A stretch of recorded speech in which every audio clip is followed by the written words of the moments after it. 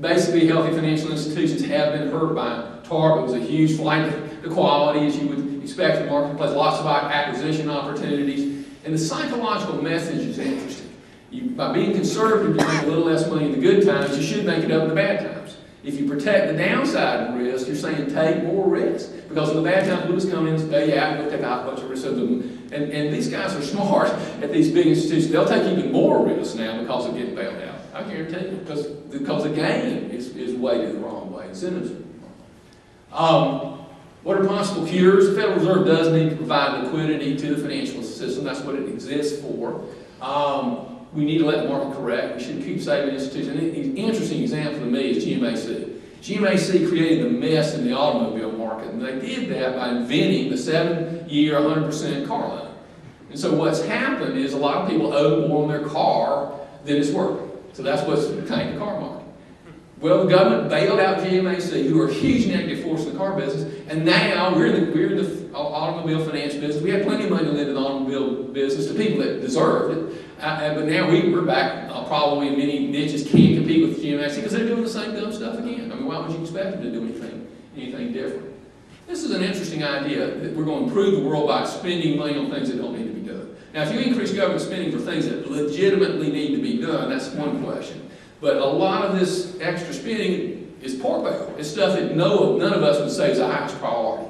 That is a very interesting belief. It came from John Maynard Keynes, an economist who's been very influential. He wrote a theory called the general theory. But here's how absurd the general theory is. You actually read the book. One of Keynes' suggestions is that we pay people to dig holes in the ground and then pay people to fill them back up. Now, do you really believe that's going to raise the standard of living? The government just executed that policy, by the way, in the northwestern part of the United States. They had a big cherry crop. Prices were too low, according to the government. So the government is buying the cherry crop and they're going to destroy the cherries to raise prices. Now, if you understand global agricultural economics, that means that some poor child in some poor country will starve to death because we destroyed that crop. If you want to incent anything, cut taxes. And leave the capital with the people that know how to use it, including cut taxes on high-income people, by the way. They got high incomes for a good reason, because they know how to use capital properly. Don't introduce any new programs. We can't deal with any more ambiguity. We can't stand any more help. Restore the cash-based accounting system. You shouldn't have an accounting system driving economics.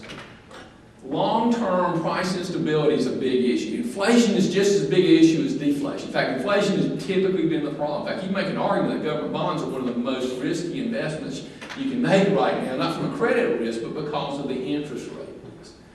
The biggest issue, and you mentioned this, that I think is out there is this unending attack on capitalism. One reason I do these programs, this is not a failure of markets. This is a failure of government policy.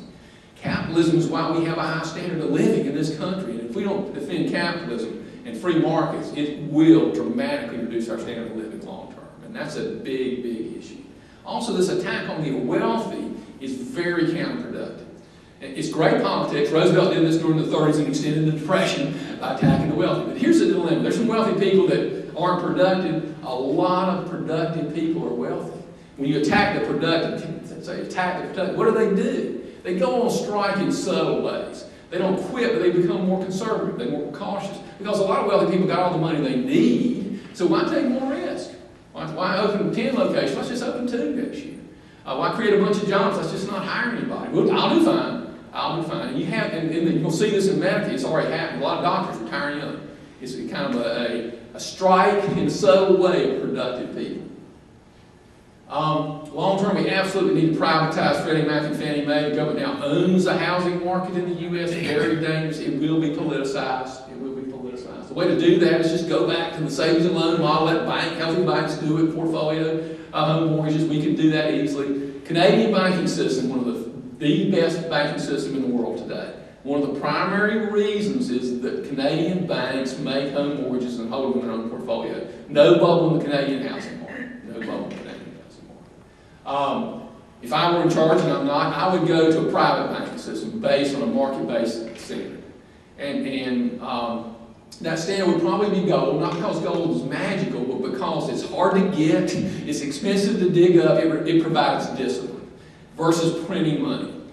As long as the government owns a monetary system and the nature of politics is not getting ready to change, it hadn't changed for thousands of years, we will end up with a high debt and ultimately we'll go broke, as I'll talk about in a minute. And if you let the government own the monetary system, you will end up with a high level of debt. If you don't go to a gold standard, then what you ought to do is do what Milton Friedman said we ought to do. Don't let the Federal Reserve micromanage. Don't let Alan Greenspan create negative interest rates. Just grow the money supply at a fixed rate, kind of like discoveries ago would happen. He used 3% and take away their control. Don't give them more authority, give them less authority. They started the fire. You already how good a job they did put it out, but they started the fire. You're going to give these people that started the fire more power? If you won't do that, and this is something that they could do, given the whole political process, a three-step program. First, require banks to hold substantially more capital. Take the risk away from the public and give it to the shareholders' banks. Banks should have much higher level of capital. That has to be done over time. Banks just can't go out and raise a bunch of capital. Require substantially higher capital, particularly for startups. Reduce the FDIC insurance, eliminate it, but at least reduce it. Secondly, make it explicitly clear the Fed can't save non-banks. If General Electric gets in trouble, it gets to go broke. If you buy their commercial paper, you get to take the risk of doing that. You know that. And then finally, you got to eliminate about 90% of the regulations that impact the banking industry, because banks can't be competitive with the regulatory costs that they have. That's a politically doable program, and would change the risk from the taxpayers to the shareholders of the banks and make a healthier system.